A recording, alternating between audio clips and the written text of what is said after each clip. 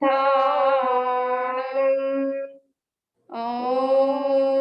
ह्रीं नमो आयर्यानम् ॐ ह्रीं नमो उवच्छायानम् ॐ ह्रीं नमो लोये सव्वसाहूनम् एषो पञ्चनमुक्कारो सर्वपापनाशनो मङ्गलानं च सर्वेषां परमं हवै मङ्गलम् परमं हवै मङ्गलम्।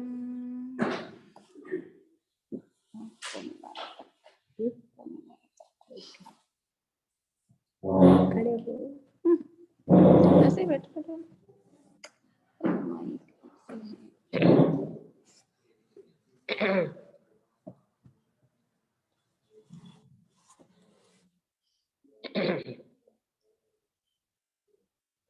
आराध्य देवना चरण में वंदन।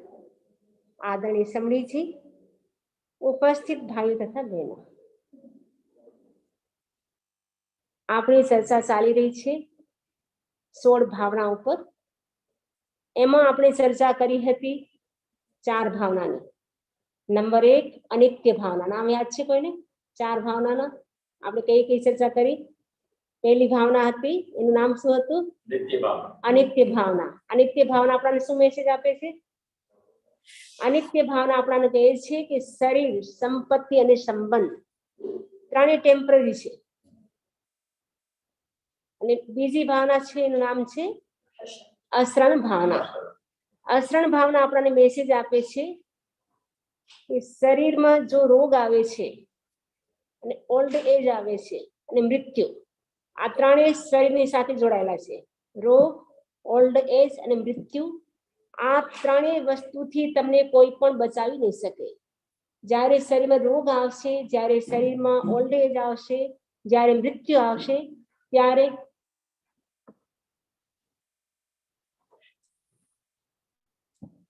आपने कोई पण बचावी नहीं सके। अशरण भावना मेसेज छे कि कोई पण आपने शरण आपवा वाळुं नथी। एक आपणुं शरण कोण आपणे शरण कोण आपी सके? अरिहंत सिद्ध आचार्य उपाध्याय, जे पंच परमेष्ठी जे 5 परमेष्ठी एज आपणाने शरण आपी सके। बाकी संसारमां एवी कोई वस्तु नथी जो आपणाने शरण आपी सके। तो जी बीजी भावनानो मेसेज छे कि आपणुं एक ज शरण छे जैन धर्म। अरिहंत सिद्ध आचार्य उपाध्याय साधु एज आपणाने साचुं शरण आपी सके। बाकी कोई पण आपणाने बचावी न सके। त्रीजी भावना छे एनुं नाम शुं छे? त्रीजी भावनानुं नाम अनित्य भावना। त्रीजी अशरण थई गई। पहली अनित्य, बीजी अशरण, त्रीजी संसार भावना। संसार भावना आपणाने मेसेज आपे छे कि आपणे अनंत कालथी संसारमां जन्म मरण करी रह्या छीए। एनुं कारण शुं छे? एनुं कारण छे तृष्णा अने लोभ, राग द्वेष अने कषाय। एना कारणे आपणे अनंत काळथी संसारमां परिभ्रमण करी रह्या छीए। चौथी भावना छे एकत्व भावना। एकत्व भावना कहे छे जीव एकलो आवे छे अने एकलो जाय छे, साथे कोई पण जातुं नथी। तो 4 भावनानी आपणे चर्चा करी हती। आज आपणे चर्चा करशुं 5મી भावना, जेनुं नाम छे अन्यत्व भावना। अन्यत्व भावना, अन्यत्व एटले जुदुं। शुं जुदुं छे? आत्मा अने शरीर। आत्मा जुदो छे अने शरीर जुदुं छे। आपणाने लागे छे एक छे, पण रियलमां आपणे शुं छीए? आत्मा पण जुदो छे अने शरीर पण जुदुं छे। तो आ जो अन्यत्व भावना छे ए सम्यक दर्शननुं महत्वपूर्ण सूत्र छे। सम्यक दर्शननी जेने प्राप्ति थाय एने शुं अनुभव थाय छे? शरीर जुदुं छे, आत्मा जुदो छे। तमने एवो अनुभव थाय, आपणाने एवो अनुभव थाय एनो मतलब छे कि आपणे सम्यक दर्शन आपणा अंदर आवी गयुं छे। तो सम्यक दर्शन ज्यारे प्रकट थाय ત્યારે એને બોધ થઈ જાય, જ્ઞાન થઈ જાય કે આત્મા જુદો છે, શરીર જુદું છે. આપણાને કષ્ટ ક્યારે થાય છે? આપણે શરીરને પોતાનું માણીએ ત્યારે આપણને કષ્ટ થાય છે. જ્યારે આપણે માનીએ કે આ હું શરીર નથી તો આપણને કષ્ટ નહીં થાય, તો વેદનાની અનુભૂતિ નહીં થાય. જ્યારે આપણે માનીએ છીએ કે મારા શરીરમાં આમ કેમ થયું, મને બીમારી કેમ આવી, આપણે પોતાનું માનીએ છીએ એટલે આપણને બધું કષ્ટ થાય છે.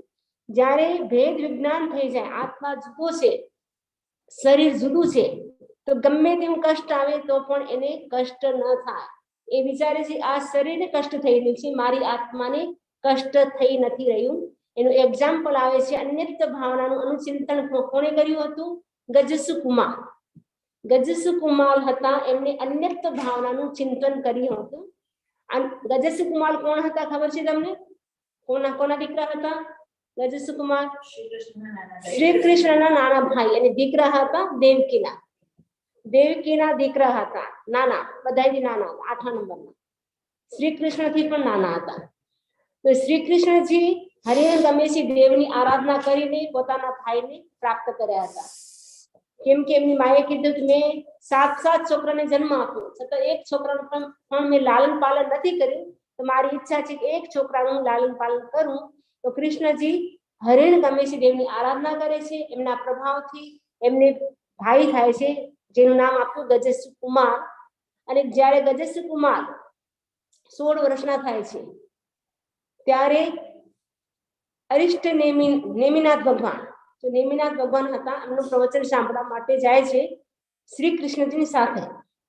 અને પ્રવચન સાંભળતાની સાથે એમને વૈરાગ્ય થઈ જાય છે. અને ઘરે આવીને માને કહે છે કે હવે મારે દીક્ષા લે છે, મારે લગ્ન નથી કરવા. કેમ કે એમને સગપણ તો થઈ ગયું હતું નાની ઉંમરમાં. કેમ કે પહેલાના જમાનામાં નાની ઉંમરમાં સગપણ થઈ જતું હતું. અને ગજસુ કુમાર જ્યારે ક્યાંય જઈ રહ્યા હતા ત્યારે એક સોમા નામની, જો સોમિલ બ્રાહ્મણ હતા, એમની છોકરીનું નામ હતું સોમા. એમને જોઈ, બહુ રૂપાળી હતી, એટલી સુંદર હતી, એને જોઈને ગજસુ કુમાર આકર્ષિત થઈ ગયા હતા અને એનો લવ થઈ ગયો હતો એની સાથે. અને પછી સગપણ પણ નક્કી કરી નાખ્યું. અને એના પછી જ્યારે અરિષ્ટ નેમિનાથ ભગવાનનું પ્રવચન જ્યારે સાંભળ્યું ત્યારે વૈરાગ્ય થઈ ગયું. અને ગજસુ કુમાર માને કહે છે મને દીક્ષા લેવી છે. ત્યારે દેવકી માં બહુ ના પાડે છે ને બહુ રડે છે કે માં તું મને બહુ પ્યારો છે, વાલો છે, તું દીક્ષા ન લે. પરંતુ માનતો નથી. ત્યારે દીક્ષાની અનુમતિ આપે છે અને કહે છે દેવકી માં કે જેવી રીતે તે મને રોવડાવી છે, હવે તું બીજી માને ન રોવડાવજે. હવે એનો મતલબ કે હવે તું ફરીને જન્મ મરણ ન કરજે. મને જેટલું કષ્ટ થયું છે એટલું હવે બીજાને તું કષ્ટ ન આપજે. આ સંકલ્પ પાકો કરી લે છે અને દીક્ષા લઈ લે છે. દીક્ષા લેતાની સાથે નેમિનાથ ભગવાનને નિવેદન કરે છે, ભગવાન મોક્ષનો કોઈ સીધો માર્ગ છે? મોક્ષનો તમે કોઈ સીધો માર્ગ હોય ને જલ્દી મળી જાય એવો કોઈ માર્ગ હોય તો મને બતાવો. ભગવાન કહે છે, નેમિનાથ ભગવાન, હા એનો માર્ગ છે. તો કે કયો માર્ગ છે? એનો માર્ગ છે અન્યત્વ ભાવના. આત્મા ભિન્ન, શરીર ભિન્ન. આત્મા જુદો છે, શરીર જુદું છે, એનું ચિંતન કરો. અને એની સાથે તમે ભિક્ષુની જો 12મી પ્રતિમા છે એને તમે સ્વીકાર કરો, શમશાનમાં જઈને કાવસક કરો. અને સાથે સાથે ચિંતન શું કરવાનું છે? આત્મા જુદો છે, શરીર જુદું છે. આત્મા જુદો છે, શરીર જુદું છે, એનું ચિંતન કરવાનું છે. અને ગમે તેવો ઉપસર્ગ આવે, ગમે તેવો કષ્ટ આવે તો પણ તમારે વિચલિત નથી થવાનું. આ તમે કરી શકતા હો તો આનાથી તમને સીધો અને જલ્દી તમને મોક્ષનો માર્ગ મળી જશે. ત્યારે ગજસુ કુમાર કહે છે, ભગવાન આ તો મારી ઈચ્છા છે, આ સાધના કરવાની મારી ઈચ્છા છે, તો તમારી અનુમતિ હોય, તમારું પરમિશન હોય તો તૈયાર છું. ત્યારે ભગવાન કહે છે, હા મારી પરમિશન છે, તું જલ્દી જા. કેમ કે ભગવાન જાણતા હતા કે આનું આયુષ્ય ઓછું છે અને આ બધું સહન કરી શકે એવા છે. તો કાવસક કરે છે શમશાનમાં જઈને. અને ત્યાં સોમિલ બ્રાહ્મણ જોયે છે આ તો મારો જમાઈ મારી દીકરી સાથે સગપણ કરેલું, આવી રીતે ધોખો આપીને આ સાધુ બની ગયા છે. એટલે બહુ ગુસ્સો આવે છે. કેમ કે લાખો વર્ષો પહેલા ગજસ્વ કુમાર અને સોમિલ બ્રાહ્મણનું કર્મ બંધાયેલું હતું સાથે સાથે. તમને ખબર હશે એ કેમ કે સોમિલ બ્રાહ્મણ હતા, એ એક શેઠ હતા અને 2 પત્ની હતી. એમાં જો ગજસ્વ કુમારનો જીવ હતો એ પણ પત્ની હતી. એટલે એક શેઠ હોય બે પત્ની એક સોત થઈ જાય ને, સોતણ કે સોતેલી માં આવે ને, તો સોતેલી માં હતી એને તો દીકરો થયો હતો, પણ ગજેશ કુમારને જો જીવ હતા એમને કઈ હતું નહીં સંતાન. એને એમ થાય છે કે શેઠ છે આને વધારે રેસ્પેક્ટ આપશે, મન નહીં આપે. તે નાનો છોકરો તો 2 મહિનાનો, એના માથા ઉપર થોડા નાના નાના થોડા ફંસી થઈ જાય ને, ગુમડા થઈ ગયા હતા. તો કહે છે કે આને ગુમડા થઈ ગયા છે, કે આના માટે શું ઉપાય છે? ત્યારે કે આના માથા ઉપર તમે ગરમ ગરમ બાજરાનો રોટલો બાંધી દેશો ટાઈટ કરીને, તો બધા ગુમડા મટી જશે. તો એવી રીતે ઈર્ષ્યા, એટલી બધી ઈર્ષ્યા હતી અંદર, ઈર્ષ્યા ભાવથી ગરમ ગરમ રોટલો બાંધે છે. અને 2 મહિનાનું બાળક એટલું એનું શું ગજવું હોય, એ કેવી રીતે સહન કરી શકે? તો ત્યારે ને ત્યારે તડપતો તડપતો એનું મૃત્યુ થઈ જાય છે. એ લાખો વર્ષ પછી એ જ છોકરો સોમિલ બ્રાહ્મણ બને છે. અને જેવી રીતે માથામાં કષ્ટ આપવું હતું, તો સોમિલ પણ એને જોઈને એટલો દેશ ઉભરી આવે છે. અને એના માથા ઉપર જો ત્યાં તળાવ હતું, એની લીલી જે માટી હતી એની પાળ બાંધે છે. અને ત્યાં શમશાન પણ હતું, ત્યાંથી ગરમ ગરમ જો અંગારા હોય છે એ લઈ આવે છે અને માથા ઉપર નાખે છે. અને એ કૌશકમાં સ્થિર છે, જરાય હાલતા નથી, ચાલતા નથી.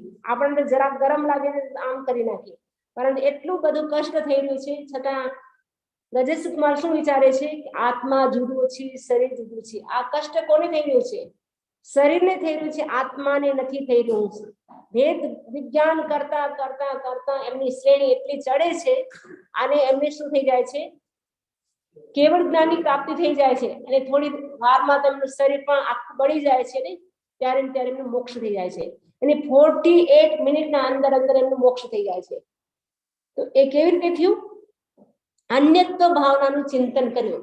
એક ટાઈમે રાગદ્વેષ કરતા એમ વિચાર કરતા કે મારા સસરા કેવા ખરાબ છે, કોઈ ઉપર રાગ કરતા, કોઈ ઉપર દ્વેષ કરતા, યા પોતાના શરીર ઉપર મમત્વ આવી જતા, અરે મારું શરીર આટલું સરસ શરીર છે, કેમ બની રહ્યું છે? તો એવો વિચાર આવતો. તો કર્મ ફરીને બંધાતા. અને જ્યારે અન્યત્વ ભાવનાનું ચિંતન કર્યું એટલે એમનું મોક્ષ થઈ ગયું. તો અન્યત્વ ભાવના આપણને મેસેજ આપે છે, આત્મા જુદી, શરીર જુદું છે. અને સમ્યક દર્શન પણ આ મહત્વપૂર્ણ સૂત્ર છે. તો આપણે શું ચિંતન કરવાનું છે? આત્મા જુદી, શરીર જુદું છે. એ આપણે ચિંતન કરશું તો આપણને કષ્ટ ઓછું થશે. આપણે પોતાની વસ્તુ, આપણું શરીર આપણું નથી, શરીર પારખું છે, ટેમ્પરરી છે. ओके, तो शरीर अपना नहीं है, शरीर अपना नहीं है. अगर अपना होता तो वो कभी नहीं जाता. अपने को कष्ट कब होता है? जब अपनी वस्तु जाती है. अपने अपने अपने प्रति व्यक्ति को क्या होता है? लगाव होता है, मोह होता है. दूसरों के प्रति नहीं होता. पड़ोसी के घर में कुछ हो रहा है नुकसान, तो हमें कोई चिंता नहीं होती. पड़ोसी के घर में किसी की मृत्यु हो गई तो हमें कोई चिंता नहीं.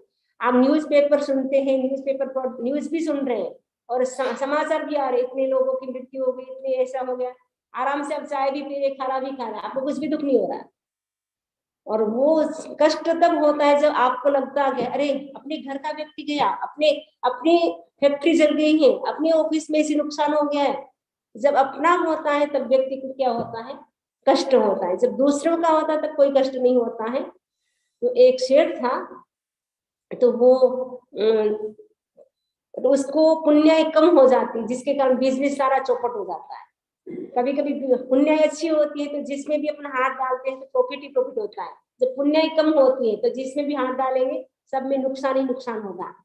तो सेठ की पुण्य कम होती है तो बिजनेस में इतना मतलब नुकसान हो जाता है. अब कुछ भी उनके पास नहीं रहा. पत्नी से कहा कि अब मुझे फॉरेन जाना पड़ेगा, क्योंकि यहाँ तो अब इंडिया में कुछ लगता नहीं है मैं कुछ बिजनेस कर पाऊंगा. तो पत्नी ने कहा ठीक है. बच्चा कितना था? 2 महीने का बच्चा था, छोटा सा बच्चा. 2 महीने के बच्चे को पत्नी को छोड़ करके जाता है फॉरेन, अमेरिका आता है. तो अमेरिका में भाग्य ने वापस साथ दिया तो बहुत बिजनेस अच्छा होता है और बहुत पैसा कमाया. पत्नी मैसेज करती है कि अब जल्दी आप आ जाओ, 5 साल आपको हो गए. तो नहीं अभी बहुत अच्छा धंधा चल रहा है, इसलिए थोड़ा और पैसा कमा लेता हूँ. तो पैसा कमाते हैं और कमाते हैं और पत्नी को लेटर लिखते हैं. उस समय कोई मोबाइल नहीं था, इंटरनेट नहीं था. तो लेटर लिखा और कहा आप जो भी चाहिए पैसा ले लेना और बच्चे की सगाई भी अच्छे घर में करना, क्योंकि बच्चा भी धीरे धीरे बड़ा हो रहा था. तो अच्छे घर में सगाई करना, ऐसे करते करते इनका लड़का है 16 साल का हो जाता है। 16 साल तक ये फॉरेन रहते और कहा अमुक दिन मैं इस जहाज से बोट से आने वाला हूँ पोरबंदर, आप मुझे लेने के लिए आ जाना। तो बच्चे को खुशी होती है क्योंकि पापा को कभी 2 महीने का था, उसने कभी देखा भी नहीं, समझे। तो उसको इतनी खुशी थी कि मेरे को पापा आएंगे, पापा को लेने जाना। तो माँ से कहा माँ मैं लेने के लिए जाऊंगा, क्योंकि शादी थी इसलिए माँ ने कहा कि अब तो आपको आना ही पड़ेगा, बेटी की शादी हो रही है तो शादी में आना पड़ेगा।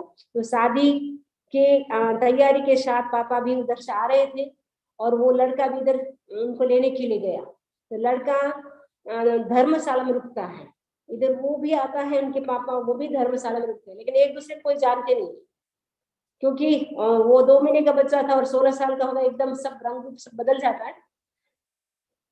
इधर क्या होता है, उस लड़के को अचानक रात में भयंकर पेट में दुखता है, इतना रोता है, चिल्लाता है। ये सेठ इतना पैसा कमा के आया था, अमेरिका से आया था, उसको बड़ा घमंड था, पैसे का ईगो था। उसने कहा अरे डिस्टरबेंस हो रहा है, इस लड़के को बाहर निकालो। धर्मशाला से बाहर निकाल दिया, लड़का तड़पता तड़पता मर जाता है। और जैसे ही वो पुलिस को सूचना जाती कि अमुक लड़का था, धर्मशाला आया था, उसकी मृत्यु हो गई, उसकी जेब से लेटर निकला, प्रेमचंद सेठ का पुत्र। तो इसमें कोई प्रेमचंद है, प्रेमचंद सेठ है, तो उत्तर क्या आता, अरे प्रेमचंद प्रेमचंद मुझे क्यों और लगा रहे, तो क्या बात है, तो ये जो लड़का है वो आपका है। जैसे ही पता चला ये लड़का मेरा, इतना उसी समय गिर जाता है, बेहोश हो जाता है। जब पता नहीं था तब तो डिस्टरबेंस हो रहा था, उसको लगा ये कोई होगा, धर्मशाला में कोई लड़का होगा, तब तो डिस्टरबेंस हो रहा था। लेकिन जैसे ही पता चला ये लड़का मेरा, इतना फूट फूट करके रोता है और बेहोश हो जाता है, नीचे गिर जाता है। और अब थोड़ी देर के बाद होश आता है और घर जाता है, कहा लड़का तो जो लेने के लिए आया था उसकी मृत्यु हो गई। जैसे पत्नी को पता चला, पत्नी का भी हार्ट उसी समय फेल हो जाता है, पत्नी की भी मृत्यु हो जाती है। अब वो सेठ सोचता है ये संसार कैसा है, यहाँ के जो संबंध है वो कोई भी स्थिर नहीं है, क्योंकि बोलते हैं पक्षी का माला है। जैसे पक्षी होते हैं ट्री पे शाम के टाइम आते हैं, सुबह होते अपनी अपनी दिशा में चले जाते हैं, वैसे घर के सारे मेंबर्स हैं, हम लोग सब अलग अलग दिशा से आए हैं। और एक घर में भी कोई पत्नी के रूप में, कोई पति के रूप में, कोई बच्चे के रूप में, सब अलग अलग दिशा से आए हैं। जैसे ही आयुष्य की डोरी समाप्त हो जाएगी, सब अपनी अपनी दिशा में वापस अपनी अपनी गति में सब चले जाएंगे। तो कोई किसी का स्थिर संबंध नहीं है हमारा। हम मानते कि मेरी बेटी, मेरा बेटा, मेरे पति, मेरा पुत्र, लेकिन हमारा किसी का भी संबंध स्थिर नहीं है। तो ये अन्यत्र भावना हमें मैसेज देती है कि हमें क्या है, अब ममत्व भाव नहीं रखना है, न बच्चों के प्रति, न शरीर के प्रति, न फैमिली के प्रति, क्योंकि ये ममत्व भाव क्या है, वो संसार में परिभ्रमण कराता है। इसको हम एक एग्जाम्पल से और समझ सकते हैं। एक लड़की थी, उसके 4 बॉयफ्रेंड थे, क्योंकि बॉयफ्रेंड चलते हैं ना आजकल के बॉयफ्रेंड। एक लड़की, लेकिन बॉयफ्रेंड 4 थे। तो वो चारों बॉयफ्रेंड थे, वो साथ में रहते थे। तो वो लड़की अपने आप को मतलब सेफ्टी अनुभव करती थी, मेरे साथ 4 बॉयफ्रेंड है, और आनंद में रहती, हैप्पी थी, क्योंकि 4 बॉयफ्रेंड थे तो कोई जरूरत नहीं थी किसी की। और जो फर्स्ट बॉयफ्रेंड था उसका बहुत ध्यान रखती थी, उसको खाना खिलाना, स्नान कराना, सब कुछ उसका करती थी, इतना उसको ध्यान रखती थी। फर्स्ट बॉयफ्रेंड था उसका। जो सेकेंड बॉयफ्रेंड था, कहीं पर भी पार्टी में जाना होता, घूमने के लिए जाना होता, तो सेकेंड बॉयफ्रेंड के साथ जाती। और थर्ड जो बॉयफ्रेंड था, उसके साथ कोई भी सलाह लेना होता, कोई भी एडवाइस लेना होता तो उससे एडवाइस लेती। और जो चौथा बॉयफ्रेंड था, उससे उसका जमता नहीं था, एने जामतुं नतुं एनी साथे, एनो उपेक्षा करती। पण चौथो बॉयफ्रेंड હતો એને એ ગમતી હતી, પણ આ છોકરીને છોકરો ન ગમતો। તો પછી એમ કરીને અચાનક શું થાય છે, આ છોકરી એકદમ બીમાર થઈ જાય છે, ટેસ્ટિંગ કરાવે છે। हाँ, तो टेस्टिंग करावे से आने अचानक बीच में अचानक वो बीमार हो जाती हैं, और वो बीमार हो जाती है अचानक। तो बीमार हो जाती है तो टेस्टिंग कराई, तो क्या हुआ, उसको कैंसर और 4th स्टेज में। और 4 बॉयफ्रेंड को पता चलता है, 4 बॉयफ्रेंड आते हैं, उनकी सेवा करते हैं, खूब सेवा करते हैं उनकी। तो ચારો બોયફ્રેન્ડ આવે છે અને કહે છે કે તને શું તકલીફ છે કે મને ડોક્ટરે કીધું છે કે આવી રીતે છે ને મારી ઘણી ઉંમર બાકી નથી મારે જવાનો સમય આવી ગયો છે હવે તમને હું પૂછું છું मैं आपसे पूछती हूँ कि चारों में से मेरे साथ कौन चलेगा परलोक में तो पहले फर्स्ट बॉयफ्रेंड હતો એને બોલાવો कि શું તું મારી સાથે ચાલીશ क्या आप मेरे साथ चलोगे उसने कहा जवाब नहीं आपतो यस के नो कई जवाब ना आपो चुपचाप जतो रहे तो बीजो फ्रेंड एमने बोलावे तू मारी साथे चालीस क्या तुम मेरे साथ चलोगे उसने कहा नो मैं नहीं चल सकता हूँ आपके साथ मैं तू जईश तू बीजी छोकरी साथे पाछो लव करी लेश आपकी मुझे कोई जरूरत नहीं है तो तीसरे बॉयफ्रेंड को बुलाया ત્રીજા બોયફ્રેન્ડ ને બોલાવ્યો અને કહ્યું કે તું મારી સાથે ચાલીશ સોરી હું તારી સાથે નહીં ચાલી શકું કેમ કે અહીં કને મને એકલું ગમે જ નહીં હું તો પાછી બીજી જો છોકરી હશે એને ગોતી લઈશ એટલે હું તારી સાથે ચાલવા માટે તૈયાર નથી ચોથો બોયફ્રેન્ડ એને ખબર છે આનાથી મારે જામતું નતું છતાં પૂછી લો ચોથા બોયફ્રેન્ડ ને કીધું कि तुम मेरे साथ चलोगे क्या आप मेरे साथ चलोगे उसने कहा ऑफ कोर्स जरूर हूँ तारे साथ चालीस मैं आपके साथ जरूर चलूंगा तो आ खबर से आ चार बॉयफ्रेंड હતા કોણ છે ફર્સ્ટ બોયફ્રેન્ડ નું નામ શું હતું બોડી शरीर तो शरीर को आप पूछेंगे मृत्यु के समय मेरे साथ चलोगे तो शरीर बोलेगा कुछ नहीं बोलेगा तो फर्स्ट बॉयफ्रेंड क्या कुछ भी नहीं बोला चुपचाप चला गया तो शरीर को फर्स्ट बॉयफ्रेंड को खिलाया पिलाया सब कुछ किया लेकिन वो छोड़ के चला गया तो वैसे शरीर को हम खिलाते हैं पिलाते हैं कितना ही करो लेकिन शरीर क्या देगा लास्ट में दगा देगा धोखा देगा विश्वासघात करेगा तो फर्स्ट बॉयफ्रेंड ने जैसे मना कर दिया उसने कुछ बोला नहीं चुपचाप चला गया तो शरीर कुछ भी नहीं बोल सकता है और शरीर कब छूट जाएगा वो भी हमें पता नहीं एक क्षण का भी भरोसा नहीं तो फर्स्ट बॉयफ्रेंड का नाम था शरीर सेकंड बॉयफ्रेंड का नाम क्या हो सकता है सेकंड बॉयफ्रेंड का नाम था परिग्रह जड़ परिग्रह जो परिग्रह है ना हाउस इतने हमारे हाउस है इतने हमारे बंगले इतने हमारी गाड़ी है इतनी ज्वेलरी है वो सब क्या है जड़ परिग्रह है जड़ परिग्रह क्या साथ में चलता है कितनी मनी हो कितना बैंक बैलेंस हो सब लेके जाएंगे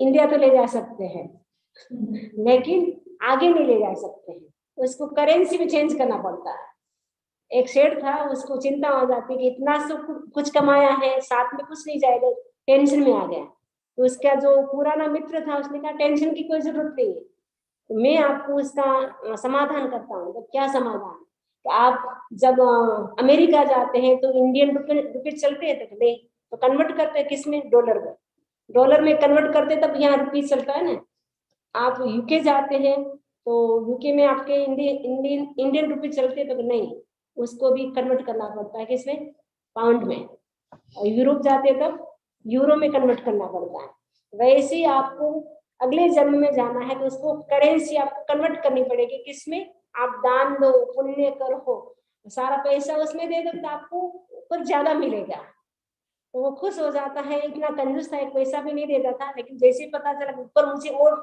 सारा मिल जाएगा यहाँ सारा मिल जाएगा और डबल मिलेगा तो उतना पुण्य करता है दान करता है तो कहने का मतलब जो जड़ वस्तु होती है वो अपने साथ नहीं चलती है अगर उसको अपन सही उपयोग करते तो अपने को आगे अच्छा होता है तो सेकेंड बॉयफ्रेंड था वो जड़ वस्तु यानी परिग्रह उसका नाम था थर्ड बॉयफ्रेंड था उसका नाम था फैमिली होती है वो कब तक चलती है वो कहाँ तक चलती है शमशान तक झांपा शुद्ध जाले शमशान तक चलती है वो शमशान से जैसे ही वो जला देते हैं बॉडी को फिर वो घर आ जाता है स्नान कर लेता है चाय पी लेता है उसमें भूल जाता है हाँ बेचारा था गया क्योंकि वो लंबे समय तक याद करके क्या करेंगे वो तो वापस आएगा नहीं ऐसे करके वो तो तीसरा बॉयफ्रेंड था वो फैमिली था तो फैमिली भी हमारे साथ नहीं चलती है वो शमशान तक ज्यादा से ज्यादा चल सकती है चौथा बॉयफ्रेंड कौन था शुद्ध आत्मा जो शुद्ध आत्मा है वो आत्मा ही नेक्स्ट जन्म में हमारे साथ जाती है तो हम टेक केयर किसका ज्यादा करते हैं? चौथे बॉयफ्रेंड से उसका जनता भी नहीं था। फर्स्ट बॉयफ्रेंड जिसके साथ वो 24 घंटा रहती थी, खाना खिलाती, स्नान कराती, सब कुछ करती थी, तो उसने तो धोखा दे दिया कि मैं नहीं चलूंगा। सेकंड ने भी मना कर दिया, थर्ड ने भी कहा मैं ज्यादा से ज्यादा शमशान तक चल सकता हूँ, ज्यादा नहीं चल सकता। चौथा बॉयफ्रेंड था वो आत्मा था, तो आत्मा कहा अफकोर्स मैं साथ में चलूंगा। तो हमारे साथ चलने वाला आत्मा है, लेकिन आत्मा का हम ध्यान रखते हैं, किसका रखते हैं? शरीर का। जो विश्वासघात करेगा उसका तो हम ध्यान रखते हैं, जो हमारे साथ चलेगा उसका हम ध्यान नहीं रखते। तो हमें किसका ध्यान रखना है ज्यादा? उससे बनती नहीं है। उसके साथ बनती हाँ, नहीं है। उसके साथ बनती नहीं है, तो हमें किसके साथ? क्योंकि आत्मा की बातें करेंगे आपको अच्छी नहीं लगेगी, है ना? ऊपर से चली जाती, समझिए हाई लेवल भगवती सूत्र की समझिए। सबको ऐसा नहीं होता है, जिसकी मतलब श्रद्धा होती है उसका मन लगता है। हाँ वो तो है, सबके नहीं होते, मतलब कुछ लोग होते, वो एग्जाम्पल दे सकते ना। हाँ, तो सारे लोग तो सब एक जैसे होते भी नहीं है। तो वो अभी भगवती सुनाएंगे, आप बोलेंगे अरे हाई लेवल है, ऊपर जा रहा है। आपको वही अच्छी चुटकुले कहानियां सुनाए और अच्छी अच्छी बातें बताए, तो आपको लगे सरल सरल, अरे ये सी तो अच्छी लगती है। संसार की बातें बताएंगे, हाँ आपको ये मंत्र करेंगे आपका बिजनेस बहुत अच्छा चलेगा, ये करेंगे आपके बेटे की अच्छी सगाई हो जाएगी, तब तो आपको लगेगा हाँ समझ कितना अच्छा बता रहे हैं। लेकिन हम तो ऐसी बातें नहीं बताते ना, हम तो आप आत्मा की बातें बताते हैं। तो आत्मा की बातें हर कोई नहीं सुन सकता है। जो भाग्यशाली होता है, जिस हलुकर्मी होता है, जो पुण्यशाली होता है, वही आत्मा की बातें, धर्म की बातें, शास्त्र की बातें उनको सुनने में अच्छा लगता है, इंटरेस्ट होता है। बाकी हर किसी को नहीं होता। अमेरिका में कितने घर आते हैं? 100 घर है जय फैमिली आपके अमेरिका, सॉरी मायामी में। हाँ, और 100 फैमिली में से एक एक मेंबर भी आता तो आज 100 लोग हो जाते अपने। लेकिन सबको इंटरेस्ट नहीं होता ना धर्म की बात सुनने में। तो वो आत्मा है, वो हमारे साथ जाने वाली है, लेकिन आत्मा का हम उपेक्षा कर रहे हैं, आत्मा की उपेक्षा कर रहे हैं। तो शरीर जो साथ में नहीं जाने वाला, उसका तो हम 24 ध्यान रखते हैं, 24 आवर्स ध्यान रखते हैं। थोड़ा सा हो जाता है तुरंत डॉक्टर के पास जाते हैं, तुरंत मतलब अपने चिंता हो जाती है, अरे ऐसे कैसे हो गया, ऐसे कैसे हो गया। तो सबको होती है, हमको भी होती है, आपको भी होती है, सबको होती है। तो लेकिन शरीर तो है वो हमें धोखा देने वाला है। बैंक बैलेंस जिसके पीछे आप घूमते हो 24 आवर्स, अगर रात में भी कोई कहे कि आपका बहुत अच्छा कस्टमर आया है, बहुत अच्छा आपको प्रॉफिट होने वाला है, तो नींद से भी उठ करके चले जाएंगे। यदि वो कहे रात के टाइम आपको व्याख्यान सुनने के लिए, नहीं नहीं अभी तो थोड़ा आराम कर लेते, बाद में सुनेंगे, लेक्चर तो बाद में सुन लेंगे, लेक्चर सुनने के लिए टाइम नहीं है, यूट्यूब से सुन लेंगे, अभी तो हमारा बिजनेस का टाइम है, बाद में जब टाइम होगा आराम से सोए सोए सुन लेंगे। तो उसको सुनने के लिए टाइम नहीं है। जो जिसके लिए पीछे भाग रहे 24 घंटा, वो भी कितना ही आपके पास बंगला गाड़ी सब कुछ हो, सब कुछ छोड़ करके जाना, परिवार भी आपके कितने बेटे पोते बच्चे हो, वो भी लास्ट टाइम आपको साथ नहीं देगा। मतलब आपकी दवाई करा सकता है, आपको डॉक्टर को दिखा सकता है, उतना कर सकता है, लेकिन लास्ट में आपके साथ वो भी नहीं जाएगा। वो भी कहेंगे नहीं नहीं पापा प्लीज आप ये अकेले जाइए, मेरी जरूरत नहीं, वो भी मना कर देगा। तो इसीलिए कहने का मतलब ये अन्यत्व भावना ऐसी है, वो हमें मैसेज देती है कि आत्मा अलग है, शरीर अलग है। इसलिए किसी में ममत्व भाव मत रखो, क्योंकि ममत्व भाव रखते, अटैचमेंट किसी के प्रति रखते, व्यक्ति या वस्तु के प्रति, वो हमें संसार में परिभ्रमण कराता है। तो संसार में परिभ्रमण से हमें अगर बचना है, हमें क्या करना होगा? अन्यत्व भावना की अनुप्रेक्षा करनी होगी, चिंतन करना होगा। अनित्य अन्यत्व भाव, अनित्य नहीं, अन्यत्व भाव। फर्स्ट है अनित्य, ये 5वीं जो पित्त भावना है, इसका नाम है अन्यत्व। अन्यत्व यानी अलग, जुदू, शरीर अलग, आत्मा अलग, यानी व्यक्ति वस्तु मतलब सब अलग है। हमारी आत्मा एक शुद्ध आत्मा है, बाकी सब इससे अलग है। एक शुद्ध आत्मा ही हमारे साथ जाती है, बाकी सब कुछ यही रह जाता है। इसलिए शुद्ध आत्मा के लिए हमें ज्यादा से ज्यादा त्याग तपस्या वो हम साधना करें। श्रावक की जो 12 व्रत है, 14 नियम है, उनका हम पालन करें, और 18 पाप से हम कितना बच सकते हैं, 9 तत्वों की कितनी हम आराधना कर सकते हैं, उसके बारे में हम चिंतन करते रहे, तो आने वाला वर्ष हमारा अच्छा हो जाएगा। अब 10 20 40 50 का जीवन है, उसमें थोड़े से सुखों के लिए हम बहुत सुखों को क्यों खोए? क्योंकि करोड़ों वर्ष यहाँ थोड़ा आपने कर लिया तो करोड़ों वर्ष तक आप सुख ही सुख में रहोगे। यहाँ थोड़ा सहन नहीं किया या खाया पिया मौज मस्ती की 10 20 40 50 साल के जीवन में, तो आगे क्या होगा? वो हमें सोचना है कि हम अपनी आत्मा के लिए कितना ध्यान रखते हैं और हम अपनी आत्मा के लिए कितना समय लगाते हैं। 24 घंटा मिलता है, इसमें से 2-2 मिनट भी आत्मा के लिए निकाल लें तो 48 मिनट आपको आराम से मिल सकता है। आचार्य महाशरण जी कहते 58 घड़ी पाप की 2 घड़ी आपकी। 58 घड़ी पाप करो यानी घर का काम करो, बिजनेस करो, लेकिन 2 घड़ी यानी एक सामयिक रोज करनी चाहिए। उतना समय तो हर व्यक्ति को अपने लिए निकालना चाहिए। कभी हमें मनुष्य जीवन मिला है वो सार्थक हो सकता है। यदि कुछ नहीं करेंगे ये समय निकल जाएगा, फिर वापस मनुष्य भाव मिलना बहुत मुश्किल है। तो 12वीं भावना आएगी, उसमें बताएंगे आपको, आगे चर्चा करेंगे। तो ये अन्यत्व भावना से हमें यही सीखना है कि हम आत्मा का कितना ध्यान रखें। शरीर तो हमें धोखा देने वाला है, तो हम आत्मा के प्रति जागरूक रहे। आत्मा हमारी कर्मों से कैसे हल्की हो सकती है उसके बारे में हम चिंतन करते रहे। इस आशा के साथ ओम अरहम ओम।